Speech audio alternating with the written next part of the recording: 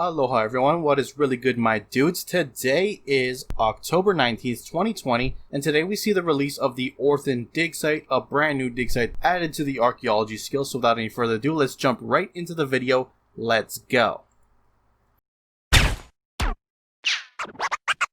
Cats is the illest. What you talking about, Willis?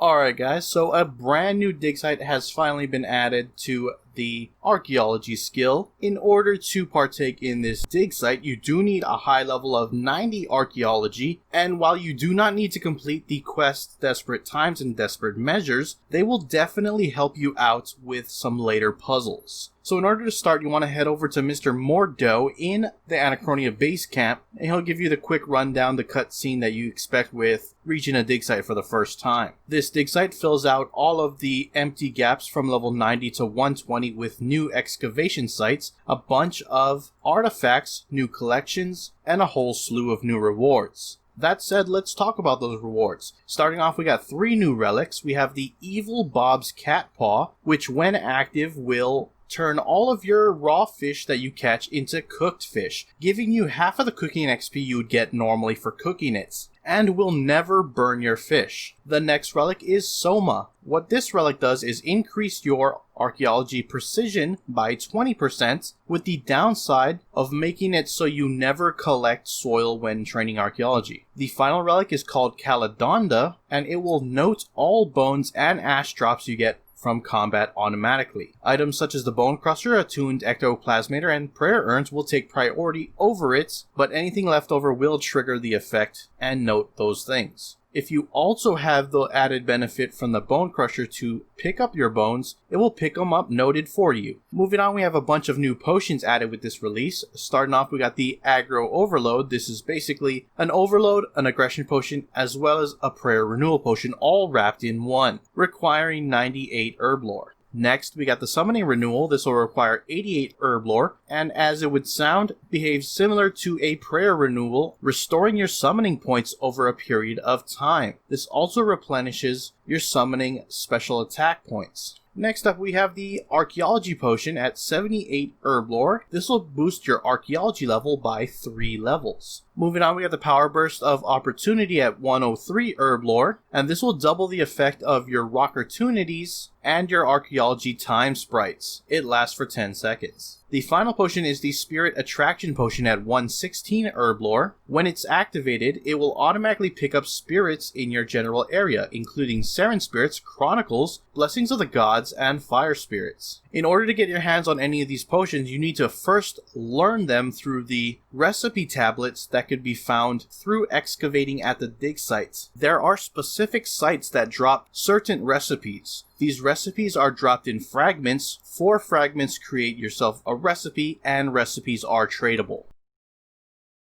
And next up, we have Skilling Offhands. ORTHEN Digsite introduces 2 new Skilling Offhands to the game. Both Skilling Offhands will increase the benefit that you get from the Dungeoneering scrolls that help you save resources with the skills associated with that Skilling Offhand. The first one is the ORTHEN Furnace Core, which will give you a bunch of bonuses to smithing and fire making, available at 102 Archaeology, and you'll also need 99 smithing and 5 fire making to create. It does things like make it so superheat doesn't drain any prayer, converts your fire spirits to phoenixes, which give far better rewards, and makes it so you can collect these new phoenixes from not only fire making but also smithing. The other offhand is the Artificer's Measure. This will help you with a bunch of benefits with crafting and construction. When worn with the harps inside of Elf City, it will act as the Ithel Hour benefits are always active specifically for the harps. And if you're either glass blowing or creating skilling urns, this skilling offhand has a chance to double the manufacture of those items. In addition, this offhand acts as an upgraded gem bag holding 100 of each type of gem. Like the previous artifact, you'll need 102 Archaeology,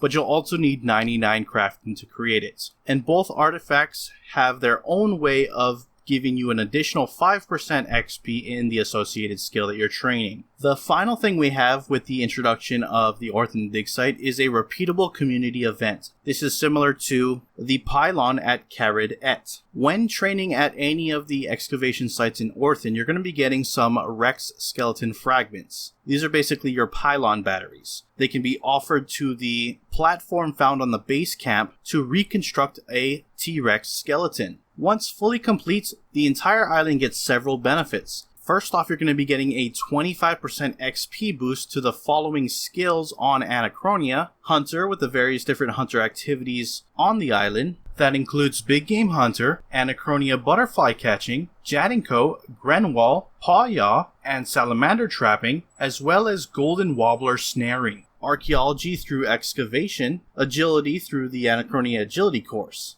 Not only that, you're going to be getting a small boost to the drop rates of the following activities found in Anachronia: Big Game Hunter, Slayer, the Agility course, and Archaeology Materials. Like the pylon, people of all worlds will contribute to completing the T-Rex, and once complete, the buff will be active across all worlds. In order to know whether or not the buff is active at any given time, an icon will appear on your buff bar indicating such. So there shouldn't ever be any confusion as to whether or not you're getting this benefit. And that is it for pretty much everything introduced with the new Digsite. Head on over to Anachronia, talk to Mr. Mordaut to get started. Once again, 90 archaeology and desperate times and desperate measures are not hard requirements, but they do help you with puzzles. The last thing I want to mention before I jump into patch notes is that the archaeology embargo has finally been lifted. So you can now use all types of bonus XP or XP rewards, any types of buffs, Vic the Trader, lamps, whatever you can think of will work with archaeology. And finally, having said that, we're going to now shift on over to the patch notes and see what's been changed with today's update. So let's go ahead and check it out.